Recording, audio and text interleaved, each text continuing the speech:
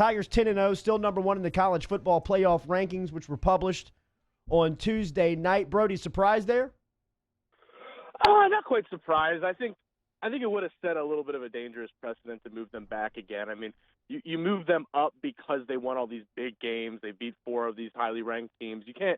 I think it would have set a weird precedent if you moved them back the second they had an ugly second half when in a game that, I think everybody knows they weren't exactly hyped up for. I think you got to judge a team by their top games. And there's a chance Ohio State, after winning these last 3 games that might all be top 10 games, yeah, they might jump up, but I don't think you can move LSU down for what happened. Just to continue the kind of playoff scenario game, Ohio State is going to have 3 very good games left. LSU will have 1. If Ohio State wins all of those consistently, and let's say LSU wins like a dogfight against Georgia or something, what happens then?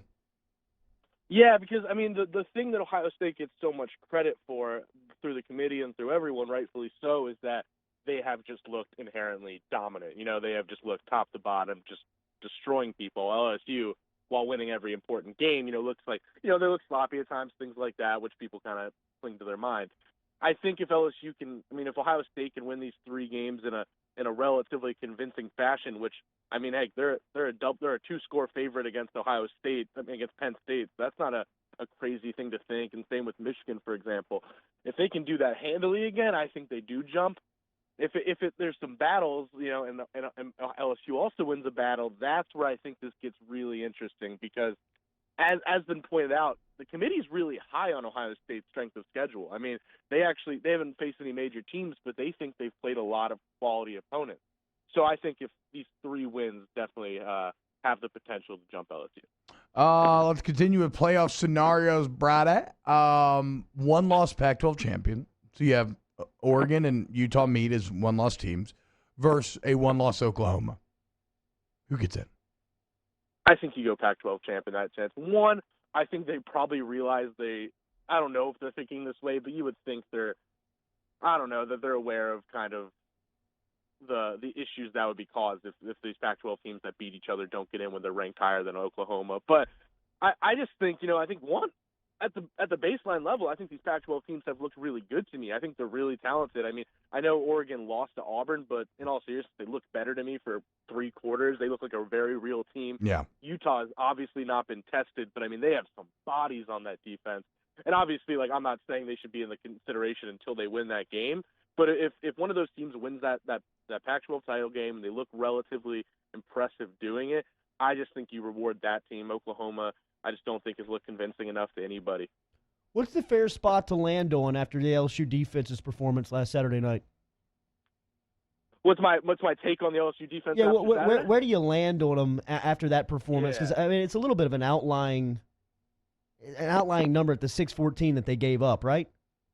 Yeah, it's something that T-Bob and I discussed at obnoxious length on the podcast this week, and check it out. It's frustrating because I think it's a problem. I think it highlights some of the issues, and I think the answer is somewhere in the middle. I think you have to judge this defense by how they've looked in the games that they're up for. And I know that's the cop out, and that I'm not saying it's like a forgivable thing that they didn't get up for that game in the second half, but if I'm actually building my own real forming opinion on this defense, I'm judging it by when they're playing locked in against a top offense and all these things. There have been stretches where they look really good. Like they shut out Florida for 25 minutes. They shut out Alabama the first half. They look really good against Auburn and Utah State and a few other games like that. And they look good in the first half against Ole Miss. And then with a huge lead with a banged-up team, they just got sloppy. And I'm not sure that sloppiness is really a major indicator to me of too much. I think there is one real problem, and that is they give up explosive plays. I think they're 85th in the country in isolated points per play. I mean, they definitely have some flaws, and Ole Miss is the best team to break that out. And I think Clemson and Ohio State, for example, have better defenses, but I think LSU's is a generally solid but not great defense. I just don't think solid but not great means you can't win a national title. Brody Miller of The Athletic joining us here, ESPN Baton Rouge, New Orleans, and Alexandria, and Off the Bench. Brody, every Wednesday here on OTB.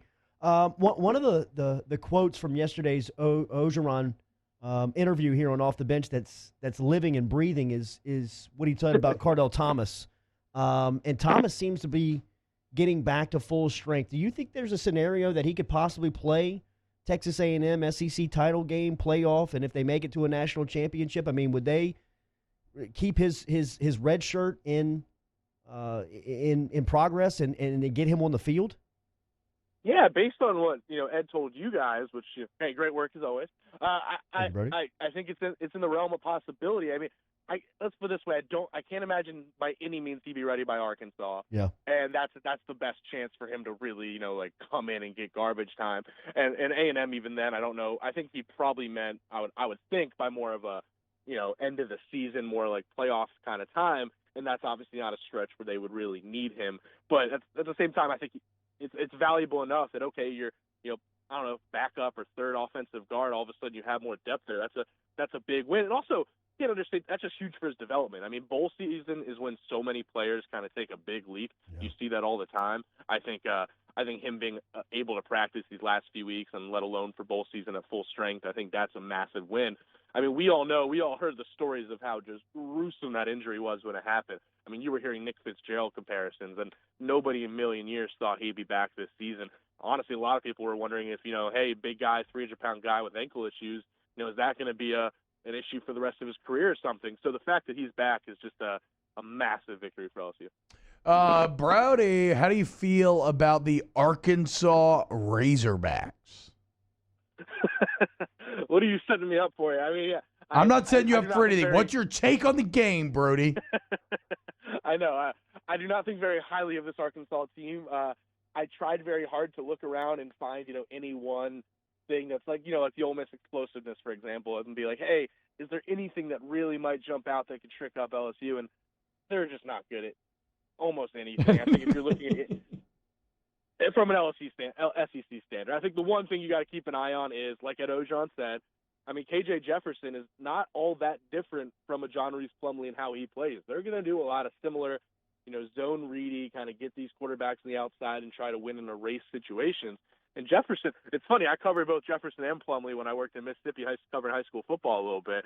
So it's funny that they're both now kind of freshman guys trying to make a little bit of a name for themselves in the SEC. But, yeah, I mean, he's the one guy I'd probably be watching there, but there's really not much with this team I'm really worried about. LSU should win this game by 40 points. Is Plumlee a better baseball player? I think he was a better baseball prospect, but I mean, based on what I saw, I'm more impressed than I realized I would be with Plumlee. But no, he's a really good baseball player. And the other one's Jerrion Ealy, the running back, who was a top 150 guy. Jerrion Ealy could have signed for 7 figures in the MLB draft if he wanted to this offseason. So he's the other real stud. So it's kind of hilarious that the next 3 years we might be seeing Ole Miss's 2 best players both be true sports stars. I can't think of much precedent there. Okay, hey, is this too extreme? Rich Rod, Pat White, Steve Slayton. Rich Rod, Plumlee, Ealy. What do you think? Are we looking at West Virginia 2.0 here at Ole Miss? I mean, we both know Ole Miss is a long way to go to become West Virginia, but I like where your head's at. I think there's a lot of some parallels, Brody. That's all I'm saying. Forgot about Steve Slayton. Yeah, parallels is the right word. Yeah. No, I think I don't know if Rich Rod's going to be there 3 years. I probably wouldn't count on it. But if he stays there and those guys are together and Ole Miss is finally getting its recruiting numbers back so they can actually kind of get some depth there, I'm really excited to watch what that trio, like you said, can put together there. I'm not saying they're going to go win 9 or 10 games or anything like that, but they're going to be really fun to watch because no matter how angry LSU fans got, John Reese Plumlee was fun to watch. Enjoy a wet Tiger Stadium this Saturday night as LSU will host Arkansas 6 o'clock in Death Valley. Brody Miller every Wednesday breaking down LSU football right here with us on OTB. Thank you, man. Thanks for having me. Take care. Later, bro.